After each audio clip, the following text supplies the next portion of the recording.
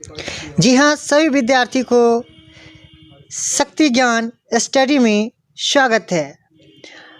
यदि आज का वीडियो आप लोग को अच्छा लगे तो लाइक करें, शेयर करें, कमेंट करें और सब्सक्राइब करना ना भूलें।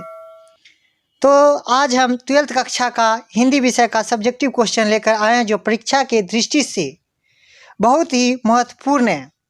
तो स्क्रीन पर फर्स्ट क्वेश्चन है, मानक और सिपाही एक दूसरे से क्यों मारना चाहते हैं? तो उत्तर है, मानक और सिपाही एक दूसरे को इसलिए मारना चाहते हैं कि दोनों अपने और अपने परिवार का सुरक्षा करना चाहते हैं। यही कारण है कि बर्मा के युद्ध में मानक ने सिपाही पर गोलियां बरसाई और सिपाही ने भी मानक पर गोलियां बरसाई। दोनों घायल हो गए। घायल मानक भागते हुए अपने माँ के आंचल में आकर छुप जाता है और सिपाही पीछा करते हुए मानक के घर पर पहुंच जाता है। सिपाही सोचता है कि हम इसे छोड़ देंगे तो यह मुझे, मेरे परिवार को ख़त्म कर देगा, ऐसा मानक भी सोचता है। कहने का अर्थ यह है कि दोनों एक दूसरे को, अपने परिवार को, अपने आप को सुरक्षा रखना चाहता है, इसलिए दोनों एक दूसरे को मारना चाहता है। सेकेंड क्वेश्चन है आप लोग के सामने, डायरी क्या है और डायरी क्यों लिखनी चाहिए? तो डायरी एक दैनिक क्रियाकलापों को लिखने वाला एक पुस्तक है, जिसमें हर कोई व्यक्ति अपने प्रत्येक दिन के घटना और अनुभव का वर्णन करता है। डायरी से ही किसी भी व्यक्ति के मन का भाव, जीवन का लक्ष्य, स्थिति, परिस्थिति का पता चलता है। इसलिए डायरी को हम किसी व्यक्ति का आईना कह सकते हैं। देखिए, आपके सामने अब तीसरा क्वेश्चन है, नागरिक क्यों व्यस्त है? क्या उनकी व्यस्तता जायज़ है?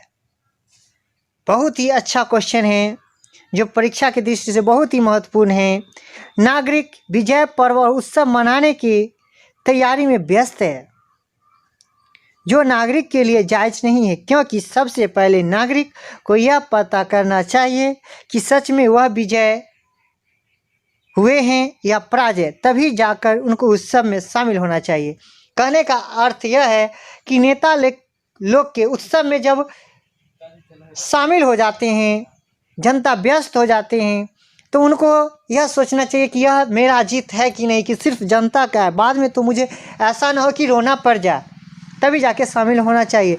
चौथा क्वेश्चन है आप लोग के सामने, आर्ट ऑफ कन्वेंशन क्या है?